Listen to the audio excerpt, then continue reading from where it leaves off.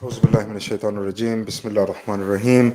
Dear listeners of Revive FM 94.0, and to our people that are viewing us on our social media platforms, whether that's via YouTube or Facebook, we welcome you. Assalamu alaikum. I've got a host of guests today, a number of guests today, fantastic guests today, and the project itself and the work that these individuals are doing is commendable, number one, and it's very, very needed and important in our local vicinity where we're working. We have started a bit late, so I do apologize for our people that were waiting. We've got exactly an hour until Iftar, inshallah, so we've got a lot to be getting on with. So without further ado, I'd like to start on my left, or it'll look like on my right on social media, but on my left, if you could kindly introduce yourselves one by one, and then we'll move forward with the questions. Sure. So my name is Will Holden. I'm a police officer on Project Adder. I've worked for the police since 2009, 3 different boroughs: Wandsworth, Tower Hamlets, Croydon, and now I'm in Newham and Waltham Forest. I think I became a police officer because my granddad was a police officer in Lancashire. Oh, wow. And I've always just wanted to make a difference. I'm from London and it's my town, and that's why I want to work here. Fantastic. Welcome to the show.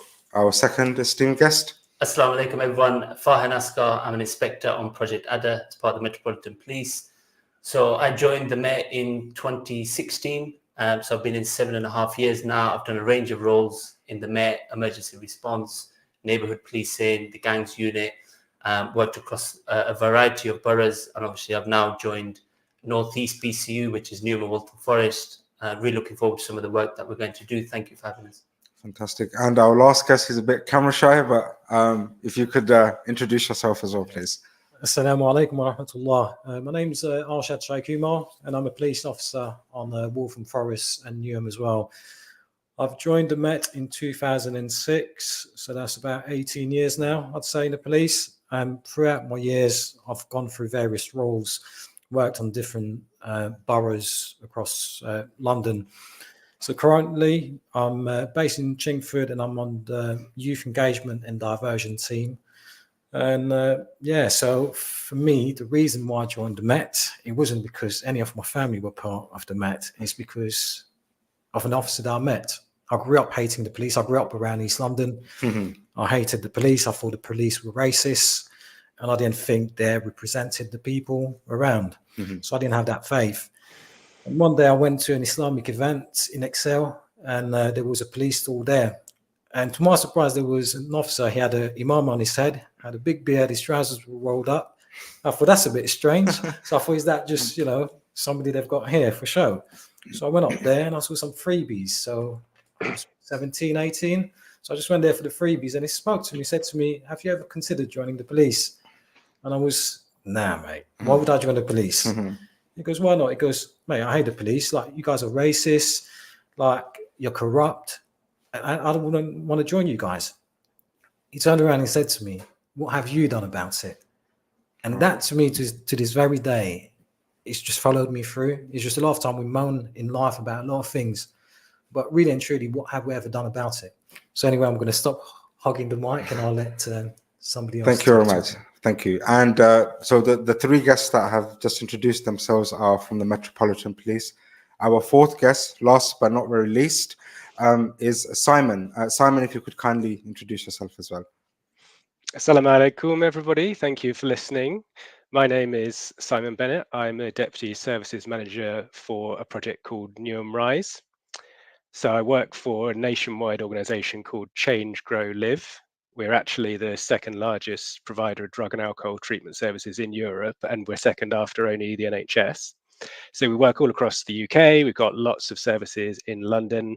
We've called our service in Newham Rise to represent optimistically rising out of the ashes of addiction towards positive futures for the Newham community and everybody in it.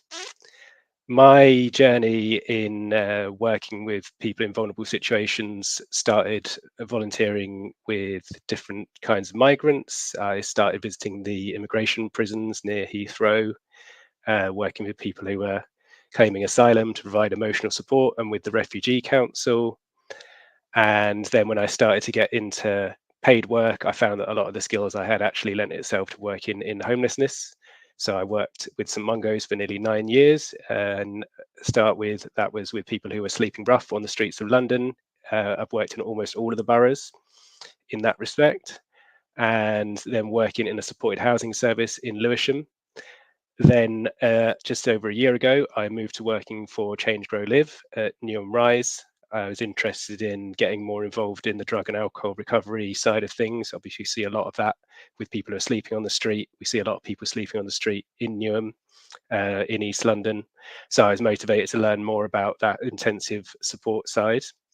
And I'm here just to help everybody listening to get an understanding of how open the service is for everybody in the borough of Newham, to help everybody have the family and community life that they want to have and be their best self. Thank you very much. Much appreciated.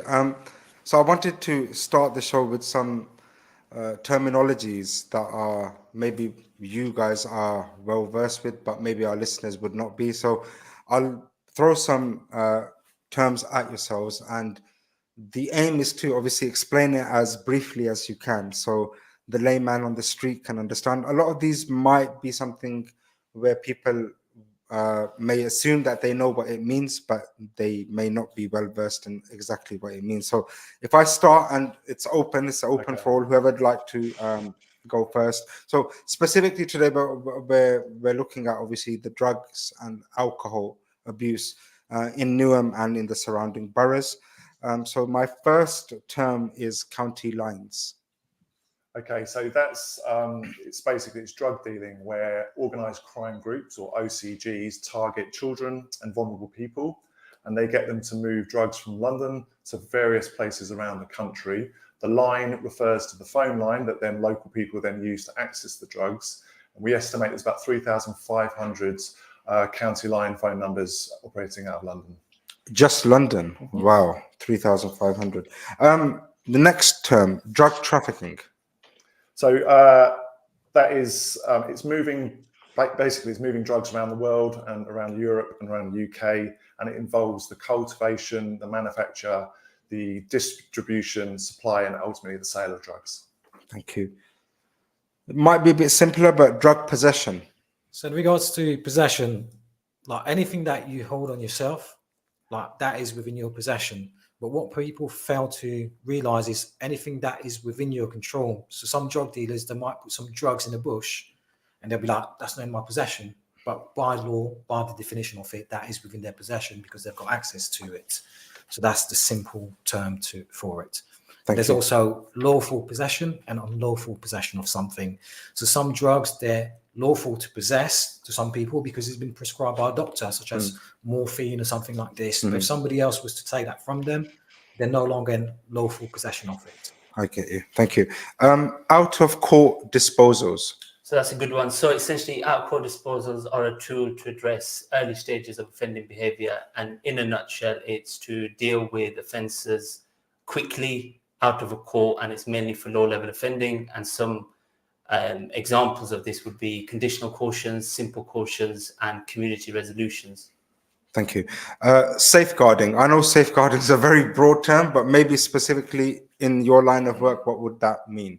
So I think safeguarding, certainly in our line of work, links to county lines where young people are being exploited. Safeguarding is not just policing, it's working with partners such as CGL, working with community safety partnerships, a whole system approach to try and look after people, whether that's young people, whether it's adults. Thank you. This might be a question for CGL. I hope I pronounced this correctly.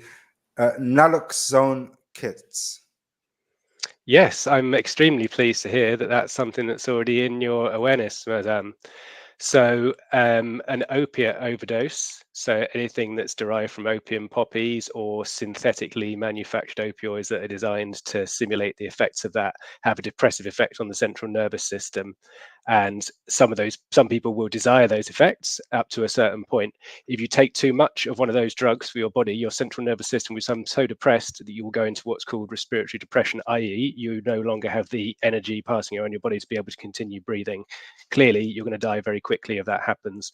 Fortunately, a relatively recent development has been the production of naloxone. It's what we call an opioid antagonist. So that essentially goes onto the receptors where the heroin or the replacement synthetic opioid is sitting.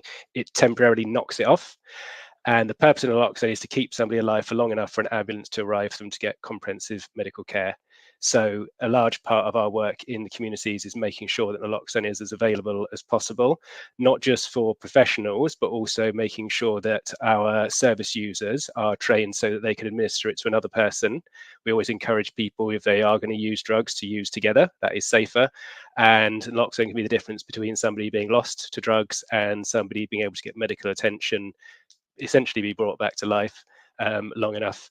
And obviously we hope that sometimes when people have that kind of crisis, that might be a tipping point for them to realize that it's time to enter into treatment if they're not already, time to review their treatment if they're finding that they're still having to use drugs on top.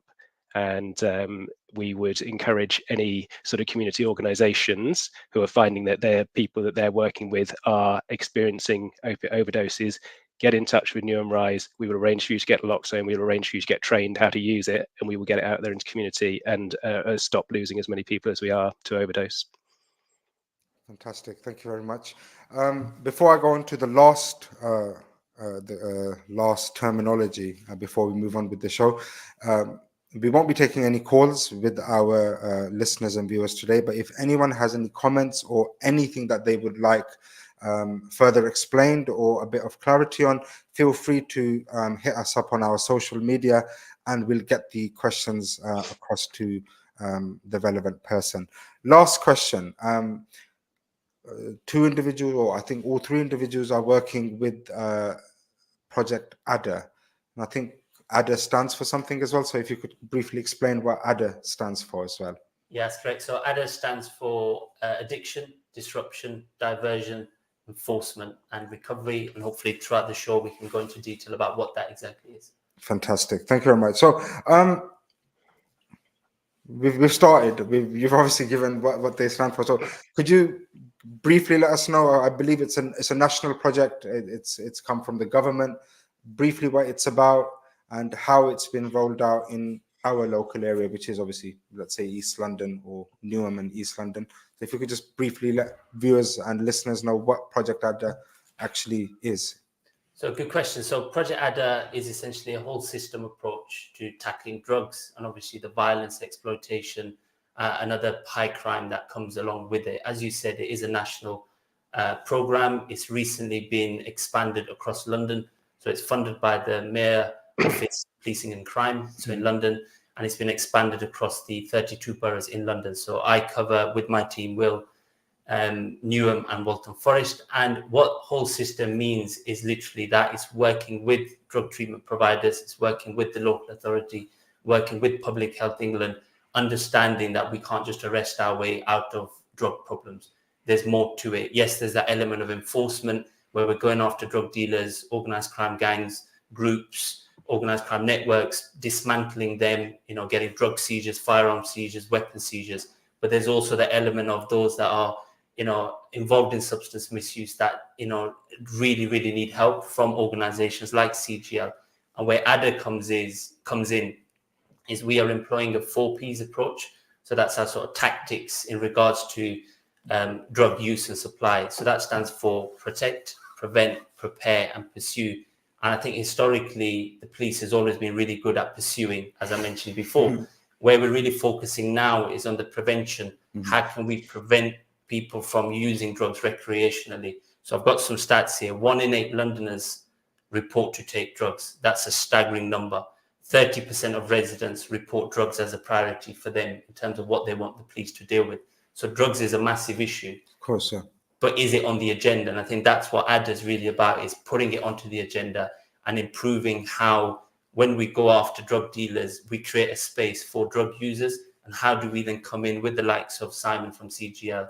And how do we divert people away from drugs? Specifically in terms of Newham and Waltham Forest, the key one is probably the unmet need. Coming from an Asian background, Muslim background myself, I know drug dealing and use, even the word drugs is a taboo topic. There's a lot of stigma attached to it. So part of our response to that is going to be how we break down the barriers and hopefully working with amazing people like yourself, we can get you on board to try and break down them barriers and improve. So that, in a nutshell, is what we're about. So I'm really thankful for that. If I could get Simon to come in. So how did the collaboration of CGL and Project Ada come about? It's a relatively new collaboration, and we were delighted to be contacted because it was showing a real proactivity on the part of the police in making sure that officers are working in a community-focused way. They're working in a way where saying that this is about diverting people into treatment and doing all of those 4 Ps isn't just lip service, but actually they're working so closely with the treatment provider that there's something meaningful to back that up. So it's about officers understanding what is going on with drug and alcohol use, possibly coming in with emergency responses like we've talked about there before with naloxone, but also can they refer people to our service rather than just say, oh, well, maybe you should go down to Newham Rise, setting them up so that they can use their mobile phones and tablets to make referrals on the streets when they're speaking to people, making sure there's a presence in custody suites so that when people are being arrested for drug-related offences, at the earliest opportunity, they're able to have a conversation with somebody who can offer them a way out of that being a repeat cycle for them. So it's really just about making sure that as well, it's everybody who's working in a what we call a culturally sensitive manner. Again, that's quite buzzwordy. So making sure that that's actually very meaningful. It's a privilege to be invited on the show today. Historically, there hasn't necessarily been the penetration into all of the communities in Newham that we would have liked to see around providing treatment for everybody.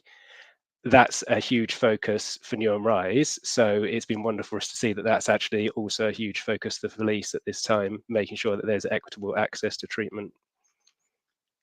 Brilliant, thank you. Will, if I can just get you in. So with Project Ada, you're like Inspector Farhan said, you're not just going to basically arrest those people or be a warrant there, but obviously being raised in East London myself as well, there has been obviously been that skepticism with the police. So how are you tackling whereby the individuals that are suffering from drug addiction, alcohol addiction, why would they come to a police officer? That would be probably the first question in my mind. Why would they come to a police officer rather than going to somebody else? Or potentially that would be the question people say, that's the last person I'm going to go to. I'm not going to go to the police if I've got this issue. So how are you breaking those barriers? So, I mean, we've initially started on Newham and Waltham Forest with a specific project in Leighton, E10, where there's a huge issue with drug users affecting local residents. So we're using a variety of methods to help the local people by working with partner agencies. So we've been working very closely with CGL.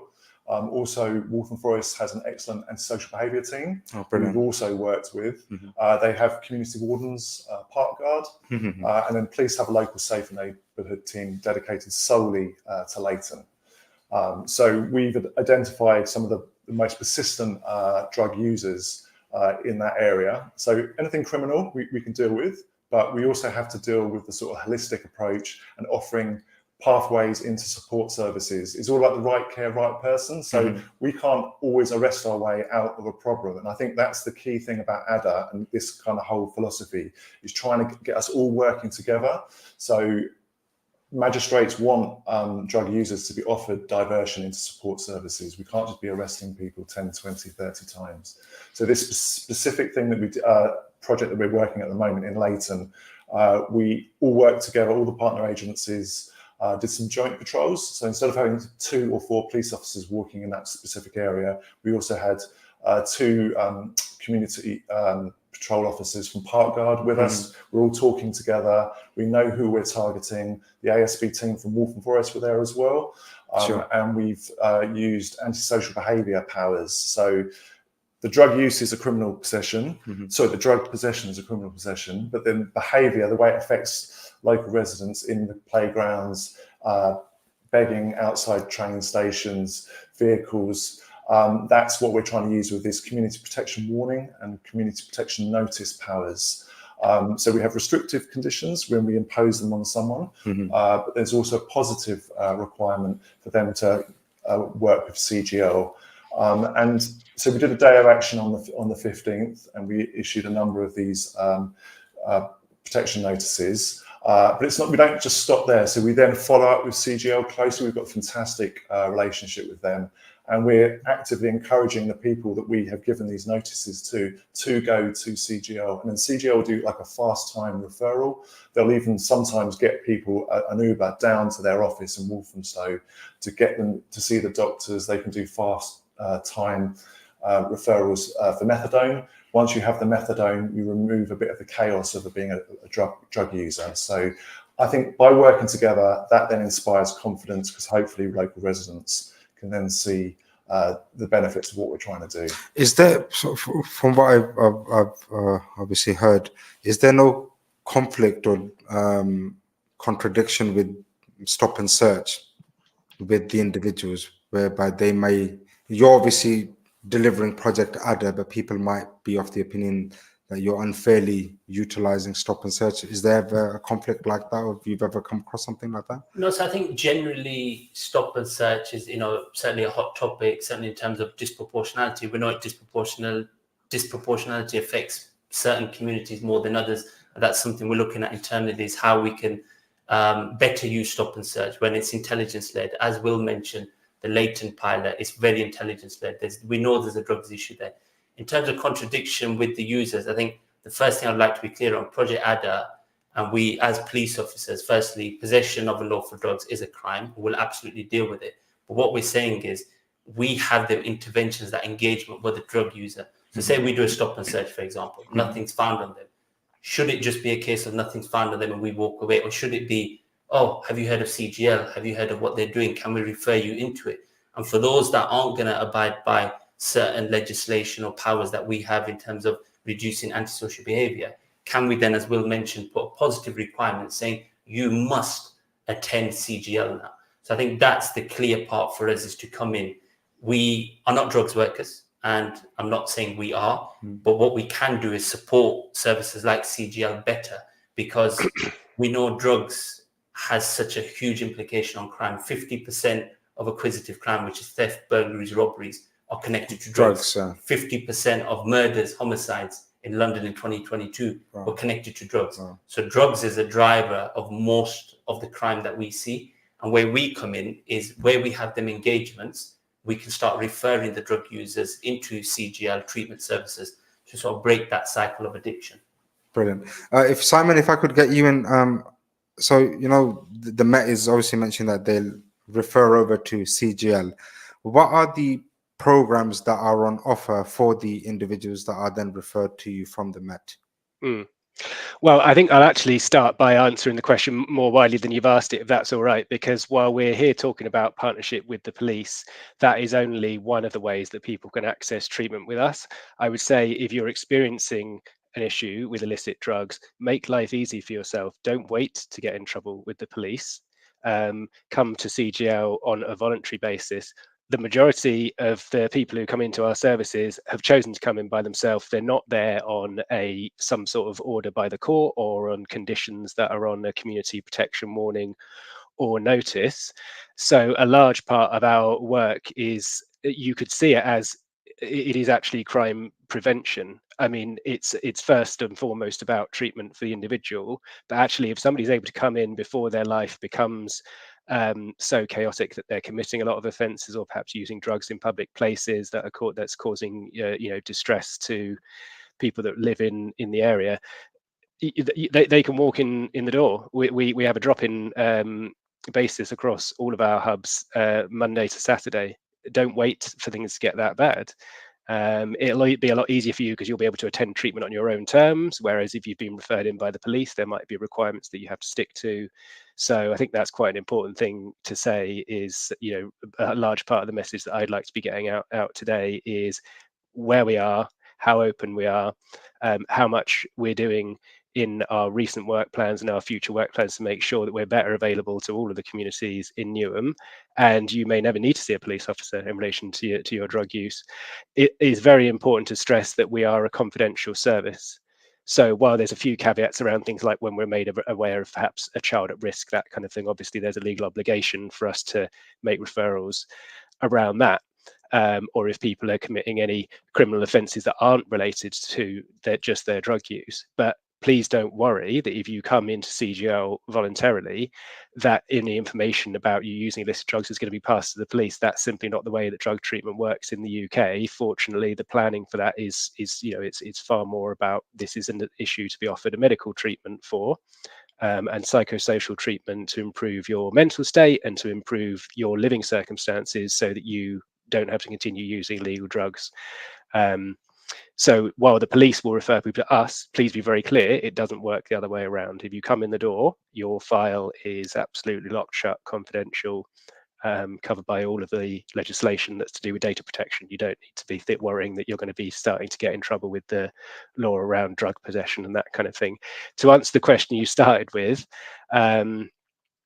we have a criminal justice team that works for all of our police referrals because it's important that we deal with those referrals in a special way rather than just dealing with them the same as people who've walked in the door. So we get a lot of people who have just been released from prison, and it's important that we provide them with an immediate continuity of treatment, whether that's medical treatment in the form of some sort of opiate substitute like methadone was mentioned, or just the kind of psychosocial treatment that's dealing with the person's life and mental state more widely.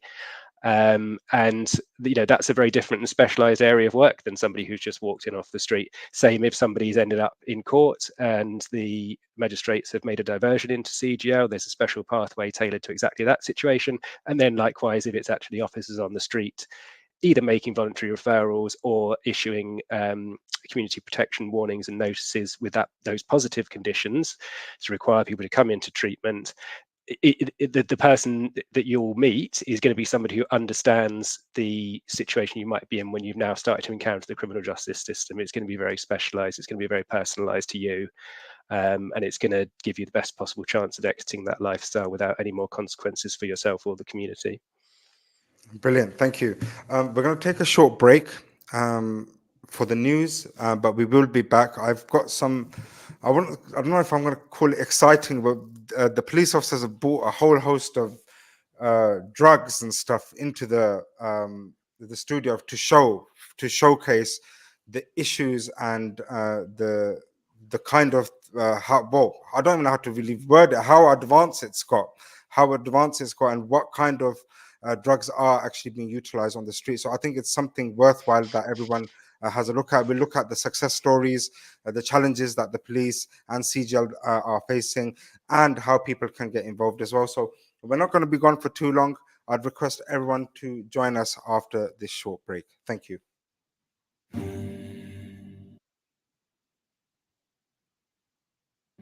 Thinking of selling or letting your property? Need someone reliable to find the best prospect for your home? Well, look no further. Cameron Adams is here to take care of all your needs. Our professional and experienced team will guide you through the entire process and ensure you find the right client for your property. For a no-obligation quotation, contact us now on 0208 558 2000. That's 0208 558 2000. Or visit us at 30 Church Lane in Leytonstone. Cameron Adams. Always at your service. Let's connect with the Holy Quran. Minhaj Dawah Project distributes the Holy Quran in plain, simple English for free. You can donate £3 and sponsor a Quran to a loved one. Instagram and Twitter for the latest videos and updates. Neighbor, a colleague or a friend. We distribute Qurans totally free of charge across the whole UK, including in prisons. Please call us now to contribute on 0300 030 1951 or email us on dawah@minhajuk.org. If you want to advertise your business on ReviveFM, then visit www.revivefm.co.uk. Alternatively, contact our sales team now on 07944 56 5616. That's 07944 56 5616. When you send money to your family for Ramadan, send it with Remitly. Because our great rates and low fees mean that more money makes it to your loved ones. Millions of people trust Remitly to send money to Pakistan, Bangladesh, and many more countries worldwide. Ramadan Kareem from Remitly, wishing you a peaceful time. Download the Remitly app. Remitly UK Limited is authorized and regulated by the FCA. Hey Sainsbury's, do you have any super simple suggestions for suhoor? Sure, we've got plenty of ideas to help you through the fast. Overnight oats are both fast and flavoursome. Or get cracking before the crack of dawn with some delicious free-range eggs. And make Iftar even tastier with the many halal meats on offer. So that's Iftar and suhoor sorted. Need some quick ideas for suhoor and iftar? Ask Sainsbury's. Ramadan Mubarak. Sainsbury's. Good food for all of us. Subject to availability while stocks last, selected stores only. Nikah, talaq, counselling on matrimonial disputes, Islamic wills, Islamic law of inheritance, or an Islamic verdict on any other issue. The Muslim Sharia Council is at your service. We provide official certification and our experienced and highly qualified imams are available to provide you with guidance when needed.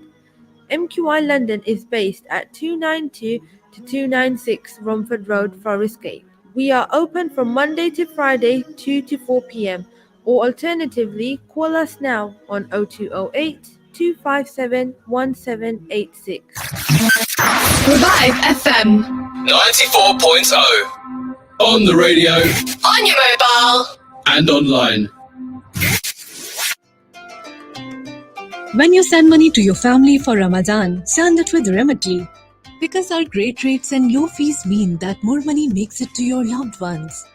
Millions of people trust Remitly to send money to Pakistan, Bangladesh, and many more countries worldwide.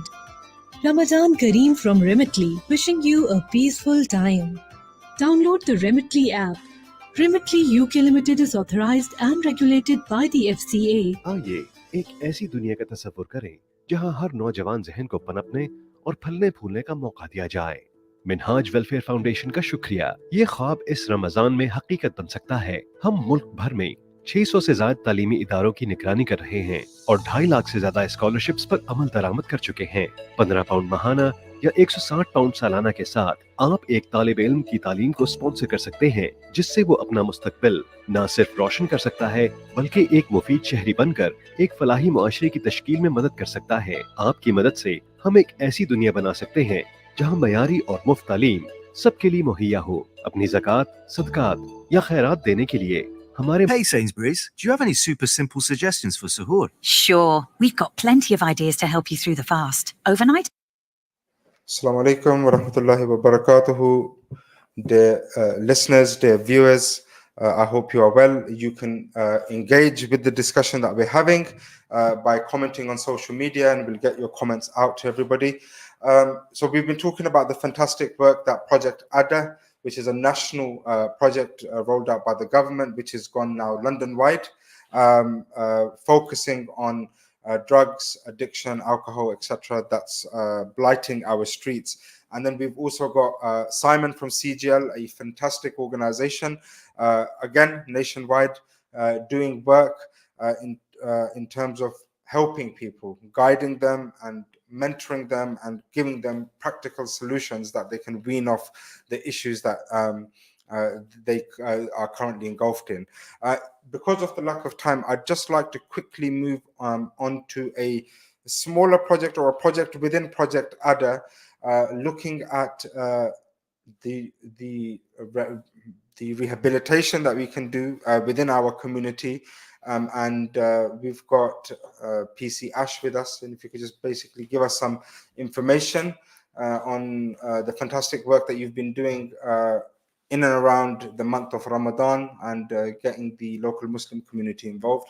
And before we did go into break, I did mention that we'd be showing you some photographs of the drugs that can be found on the street. Those will be going live onto the screen as well. Please note that they are all replicas. None of these are actually real. PC Ash. Jazakallah for the question here. So in regards to the project that I came up with so it was a week before Ramadan when Inspector Asghar came and introduced himself to us. And he was asking, as I said, I'm from the Youth Engagement and Diversion in Waltham Forest. And he was asking about ideas on how to reach the community and engage with them when it comes to like drug awareness. So being from a Muslim background and knowing that from our partner agencies that the Muslim South Asian community are kind of seldom heard, community. So I thought, with Ramadan in mind, knowing that during this month is when we give up a lot of stuff. So I said, how about I'll try to create a project where we go to the masjids and give talks to the masjid. So educating the Muslim community, South Asian and anybody else, which we cover within our masjids. And because there was 1 week left until Ramadan, we thought, let's do it with the kids as well in madrasas. So the project initially started on Monday, the 4th of March. It's very recent, so it's not even been a month. Not even a month, no. And the project was literally thought of, or came to put the project together 4 days or 5 days prior to this. So when Inspector Asghar approached us, so managed to put it together, and with the local contact with the masjid. So as police officers, what we tend to do is we gather together. So I might not have all the contacts, but we'll have different departments, like, the faith officers have been pivotal in making this happen as well. So we've got, the faith officers from Newham, from Waltham Forest. We've got Safer Schools officers that helped out as well with this. So we lined it up initially. We did the madrasas Monday, Tuesday, Wednesday, Thursday, Friday, and also Saturday. So working around the clock. So for me, I didn't even have, my first day off was last Saturday. Wow. So other than that, because I'm doing my day-to-day job and doing this. And are these all mosques in Newham and Waltham Forest? Yes, Newham and Waltham Forest. So the madrasas, altogether, madrasas and masjid, we've attended 14 so far. Brilliant. Across both boroughs.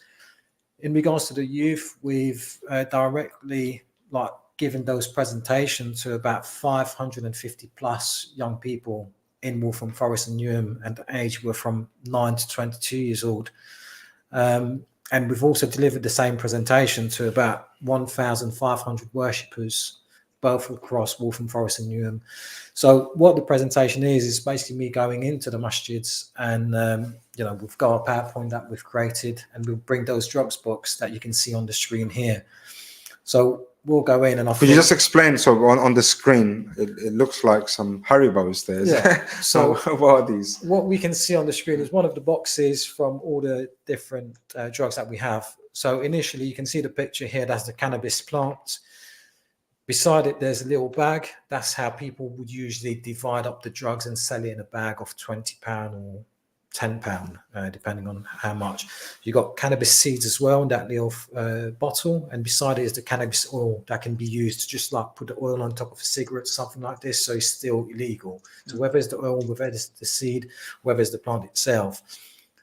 Next to it, there's a little brick that's hashish. So it's from cannabis as well, cannabis resin.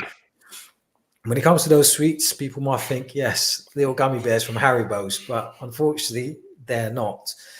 And part of my work, like a few years ago, I worked on a major trauma at the Royal London Hospital, part of the major trauma team.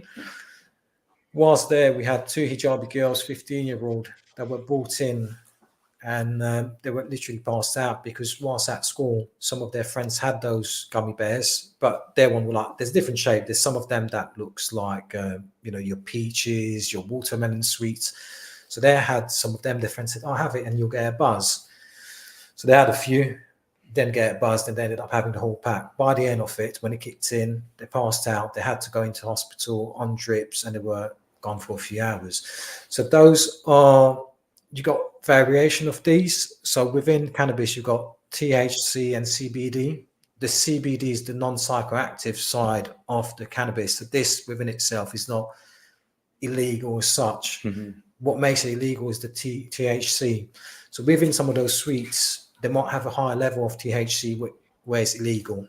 So that is just to summarize. So obviously there's pictures, and obviously our viewers on social media can see these. Unfortunately, the ones that are listening live on the radio, they may need to go back onto the stream to have a look at these pictures. But it's some of these just look like eye drops, if I'm honest with you, or you can't even tell what they are. So if you could just kindly just explain some of these things are, or for parents that might not be aware, what are they supposed to be keeping an eye on? Because if a layman parent might just see one of these little bottles in the bedroom of their child, and they might just think it's paracetamol or something like that. So I would speak to you as a parent myself, as opposed to a police officer here, because I can't give you like set definitive rules to follow. But as a parent myself, it's just whenever my child will bring anything into the house, it's for us parents to make sure we know what is in the house. If we see something we don't recognize, have a look at it, question our children about it. And when we're tackling drugs, yes, you've got the police, you've got CGL, but I think you need not just the enforcement side, but you need parents, you need grandparents. And that is part of that project that we're doing, is to educate people about it. So how we can come together as a community to help our children and the future of tomorrow not to go down that path. 40, mashallah, so that's 14 madrasas, and you said close to 1,400 people that you've engaged. 1,500. 1,500 worshippers. So that's, we used to go for Dhuhr and Asr, we'll go, and also Jummah. So after Salah, we'll give the talks, and we'll have our presentation on the screen. From there, I'll talk a little bit about drugs, about the law side of things, like where you've got legal, illegal drugs, where you've got different category, class A, class B, and class C. So we'll delve into that, up to 2 years in prison for class C, up to 5 years in prison for class B, and up to 7 years in prison, and that's only for possession. Yeah. So so we'll talk about all these things. Once we finish that, then I'll talk a little bit about my past experience, so my lived experience. I was brought up around East London, so I hope I don't take too much of your time, but I think that's something that the listeners might be able to benefit from. So having been brought up around East London, like in year 9, growing up, my parents going to the masjid, and through our deen, he teaches us that drug is haram, simple as. So we all know that it is bad and we shouldn't go near it. But once I started going into school, and that was from year 9, initially it was for peer pressure, and like your friends, they'll say, oh, you know what, have a puff on a cigarette. So we just started by a cigarette. And then you're like, no, that's not good, it stinks, blah, blah, blah. But then to try and appease your friend, or to try to be like a big man, you'll have a puff, and then you'll cough, and they'll laugh at you. And that's how it starts. And then they say, go on. And then you'll be like, I can do it. And then you finish the whole cigarette. And then slowly you have a cigarette and you get addicted to it. And if that doesn't go challenged by anybody, because we used to get leaves and rub our hand on leaves, so when we go home, our parents wouldn't smell it on our fingers, like have chewing gum. So it's things like that where parents might not be that close to their children. So from that, my friend in year 10, who was selling individual cigarette for about 20p at the time, started selling class B drug, which is cannabis. So initially, I'll have a puff on that, you get a little buzz.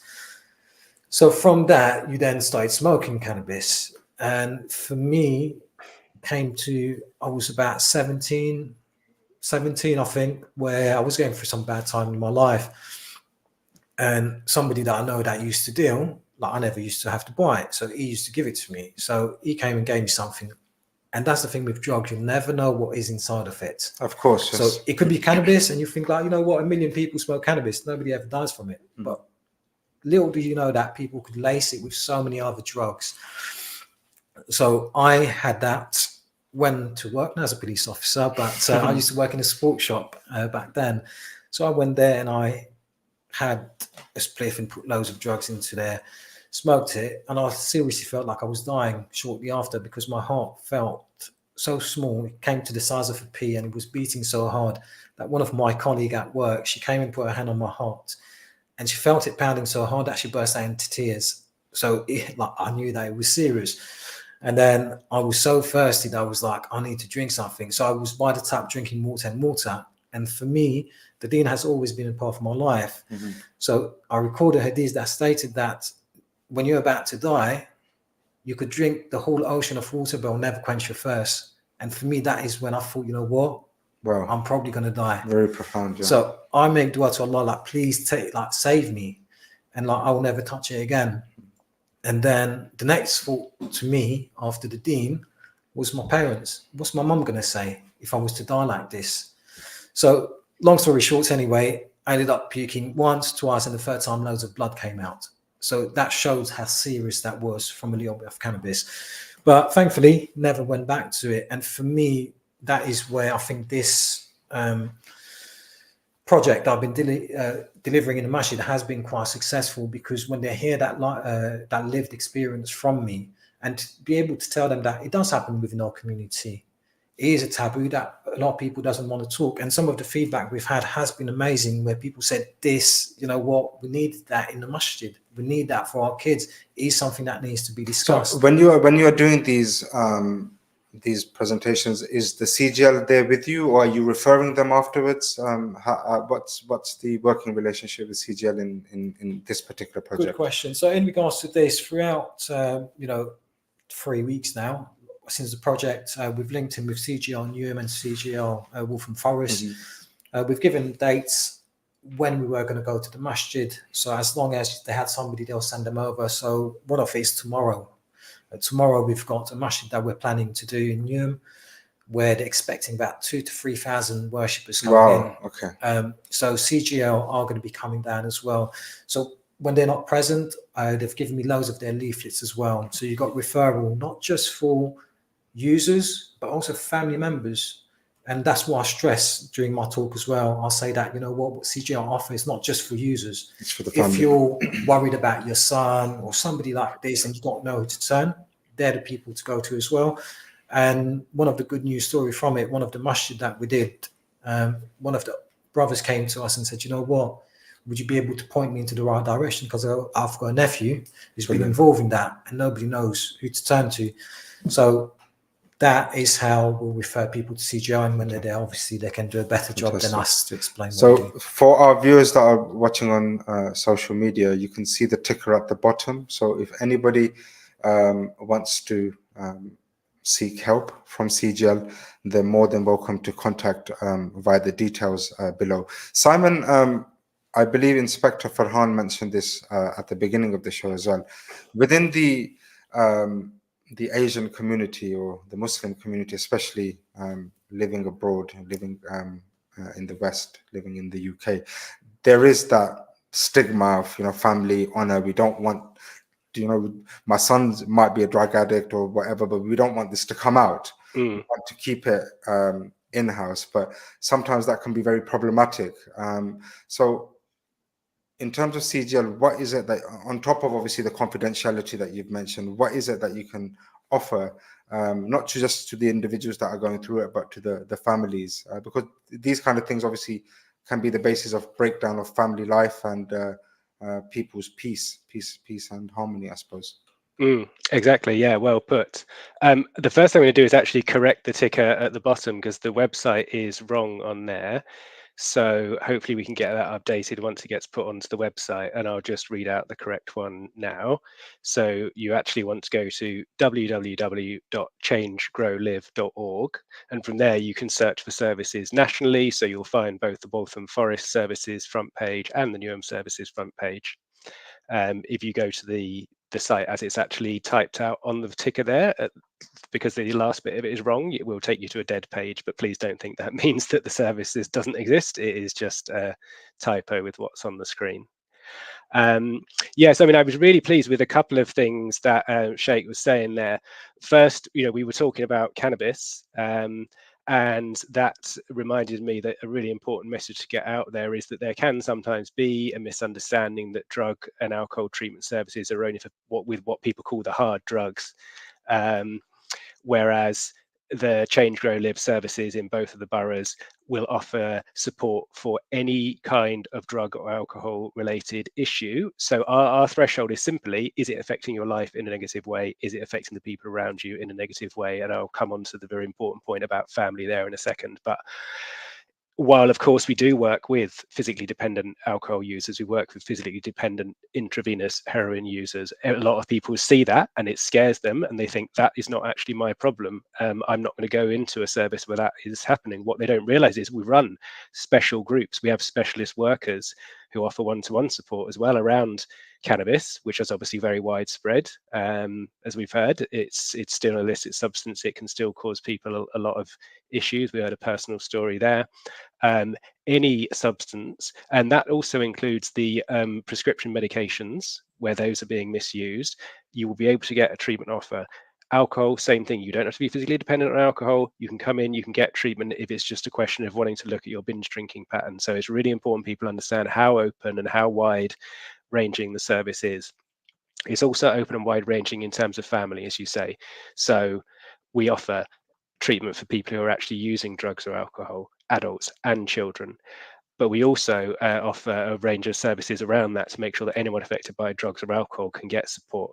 So we have a family and carers service. If you live with somebody, if you're a family member, or if you're caring for perhaps a friend or a more distant relative who has a drug or alcohol issue, not only can they get support in terms of treatment for their addiction, you can get support in terms of what it is like to live with that situation, which may be very distressing for you, it may be overwhelming, you may not understand it, you may think it is your fault, you may be overwhelmed in not knowing what's actually the best way to help the person. So you can come in, you can meet other people in your situation, you can have a conversation, share experiences, process the emotions that come with that, and also increase your skills in being somebody who's better prepared to help the person who's actually using the drugs or alcohol to get clean or to get dry.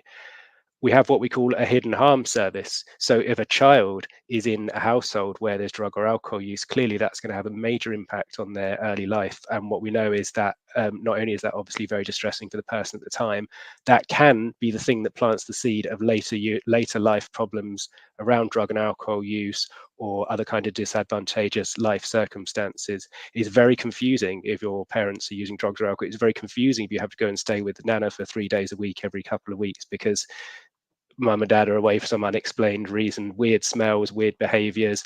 And unfortunately, let's not dodge around the more difficult subjects, domestic violence and neglect of children, that kind of thing. So if you are a child in a household where this is taking place, we have a full service for you. It's called the hidden harm service. It's about understanding what's going on. It's about making sure that you get psychological support as well. It's about making sure that you understand it's not your fault. What can you do to look after yourself while your parents or your other relatives are getting treatment? And what we also do is preventative education in schools and other young people's settings. We're in all of the youth zones, and that's presentations and making sure that people understand all the different ways they can get themselves or anybody that they know into the service. So if your life is being negatively touched by drugs or alcohol in any way, even if you never go anywhere near them yourself, you still want to get onto the Change Grow Live website or ring us up, discuss what's available, because there is going to be options for you to get help for yourself and for the person who's directly using the substance. Thank you very much. We've amended the website at the bottom as well, so we would request anyone that would like to make a referral or refer themselves, or if they're interested getting further information, to please seek help and go to the website provided. I did say to the PCs that the time will fly like this, and the time has actually flown. We're into the last 5 minutes, but with the fantastic rollout of the Project Adder nationally, I think it's in Swansea. It's where you've got it launched, and then it was launched in Middlesbrough and other areas, and then it was piloted in a couple of areas in London, and now it's London wide. Could you maybe give us 1 or 2 success stories of how it's gone in terms of London? It must have been obviously successful, whereby that they've rolled it out for the whole of London. Yeah. So if you could briefly, obviously, if I'd let you do the success stories and then the challenges, if I can get Will to just come in and just give us some of the challenges that you still face, I'd really appreciate that. Yeah, I think you hit the nail on the head. In terms of success, clearly it's been a success in the pilot sites. As you mentioned, it's a national project. It aligns with the government's From Harm to Hope 10-year strategy. And I think the key thing I'd probably like to remind everyone here, including myself and my team, this is not an overnight solution. It is a long-term strategy. It's a long-term approach. In terms of success locally, I think the success comes from the partnerships with local partners. So we have things called combating drugs partnerships in each local authority. As part of that work, we do a lot of enforcement work, shutting down county lines. I don't have them figures to hand, but what I can say, there was sufficient results in terms of getting additional funding by MOPAC to roll this out further. In terms of locally success, I think it goes to show our success locally in terms of having Simon on the call here. You've heard about some of the great work Ash has been doing. That for me is the biggest success. Do people know what we're doing? Do people know who to turn to when they need support? And do people understand what Project Adder is about? It's not your traditional police crime fighting. It does have elements of that, but we are very much about looking at new ways of working with our partners. Fantastic. And Will, obviously it's a new project. There must be stumbling blocks and stuff. So maybe you could give us some of the stumbling blocks that you guys do face. Obviously, it's a project that's going to run now further, and we wish you all the best. But just some common issues that you might face that people might not be aware of. So I think the big thing is just broadcasting what we do. Meeting partner agencies face to face is always better than on a call or on a Zoom call. So we're also doing a lot of internal training to sort of explain some of the kind of philosophy behind what we're doing. And we've recently been doing training to safe and neighbourhood police teams and also proactive units. I think as police officers, we can become a bit cynical. We often see the worst and the bad in life. And we've used CGL to deliver those training sessions. We've got 4 this month. And I think one of the most powerful things that we've actually done is we had someone who has used CGL services for over 30 years. He came and gave us a talk to a proactive robbery gangs unit, spoke all about his childhood, his drug addiction, multiple attempts to beat his drug habit. And at the end, he got a round of applause from everyone in the room. And yeah, it's important what we're doing, but it's just, I think the biggest hurdle is getting the message out there and explaining. It takes time, but once people understand, I think it's common sense. That's perfectly put. And for all those, I've had a number of comments that it's a very useful information that you guys have provided. So we're really thankful for that. And those that are watching, you're more than welcome to share this clip. We'll make shorts of this as well, but share this information far and wide so we can get to as many people as we can. We are unfortunately out of time. I'm really, really thankful to Simon from CGL. I really, really appreciate you coming down. I really appreciate all 3 officers that have come down from Project Ada. This won't be a one-off show. I was speaking to the police officers prior to us going live, and we want to bring in people and to show visible success stories where people were struggling, had issues, didn't know where they could turn to, and finally they've got something that they can be referred to, and then how that help has hopefully transformed their lives. Mazam, if I could tell just 10 sure, seconds, because I've talked a lot about accessing Change, Grow, Live directly in Newham. I would like to mention an absolutely excellent project called TACLIS. That is TAQLIS, taclis.org. TACLIS is an initiative of Newham Community Projects, and that is a grassroots organisation of the South Asian and Muslim community that have specifically self-organised to provide support for families affected by drug and alcohol use. So if you prefer for your front door where you go first to be directly within the community, please look up the TACLIS website. Very easy to refer yourself, and we are the treatment partner for TACLIS. So you've got various ways to get in, and I really wanted to make sure that such an excellent project didn't get chopped off at the end because of time. So thank you for letting me mention that as well. About TACLIS, because we've got them Newham Community Project coming in on Monday. There so you we'll go. be interviewing them on Monday. So it all lines in together. So it's fantastic. Again, I think it's only a minute left until Iftar. I thank all our listeners. I thank all our viewers. I thank the police officers. I thank Simon for a fantastic show. And as I said, this will hopefully be the first of many moving forwards. Jazakallah khair. I hope everyone enjoys the Iftar. Assalamu alaikum wa rahmatullahi wa barakatuhu, and keep it locked on Revive FM. This Iftari is sponsored by the Wahbe restaurant in Gants Hill, Ilford, and Plashett Carpets in Upton Park. اللهم صل وسلم وبارك على سيدنا ومولانا محمد النبي الأمي وعلى آله وصحبه أجمعين. اللهم إني لك صمت وبك آمنت وعليك توكلت وعلى رزقك أفطرت. وصلى الله تعالى على سيدنا محمد وعلى آله وصحبه برحمتك يا أرحم الراحمين. الله أكبر الله أكبر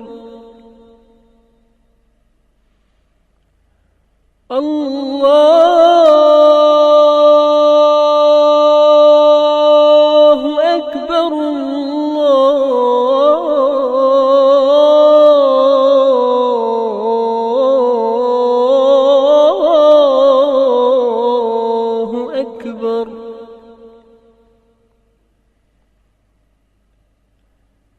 أشهد أن لا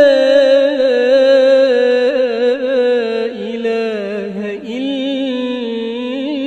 الله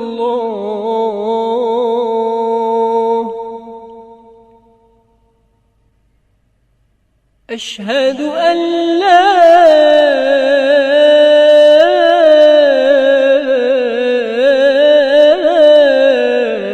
إله إلا الله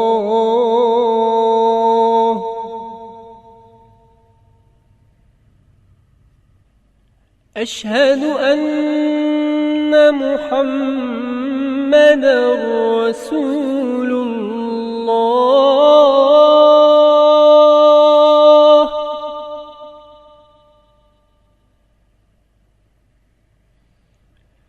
أشهد أن محمدا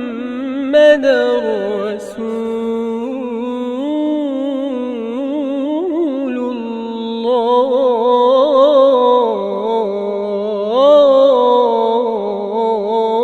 الله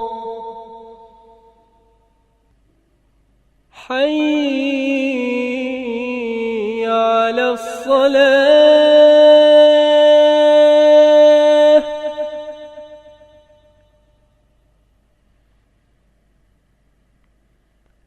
حي على الصلاة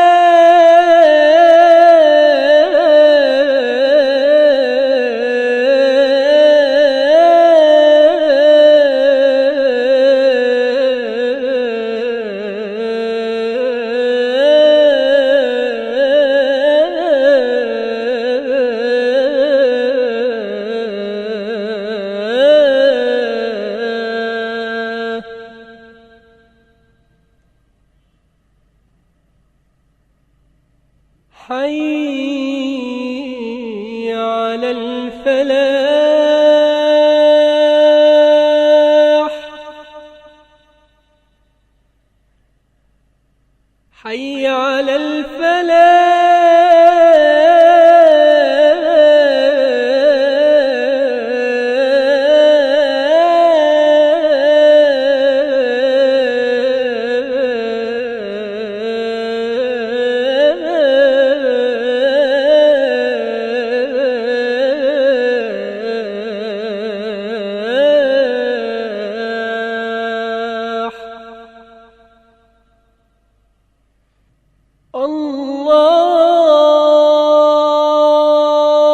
الله أكبر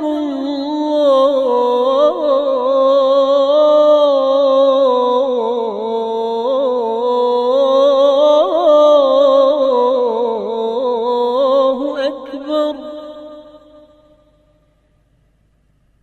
لا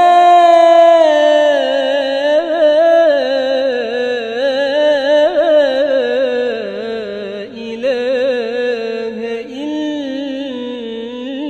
إلا الله اللهم صل على سيدنا ومولانا محمد وعلى آله في الأولين اللهم صل على سيدنا محمد وعلى آله وصحبه في الآخرين اللهم صل وسلم وبارك على سيدنا محمد وعلى آله وصحبه في الملأ الأعلى إلى يوم الدين اللهم رب هذه الدعوة التامة والصلاة القائمة آت سيدنا ومولانا محمد الوسيلة والفضيلة والدرجة الرفيعة وابعثه مقاما محمودا الذي وعدته وارزقنا شفاعته يوم القيامة إنك لا تخلف الميعاد. This Iftari is sponsored by the Wahbe restaurant in Gants Hill, Ilford and Plashet Carpets in Upton Park.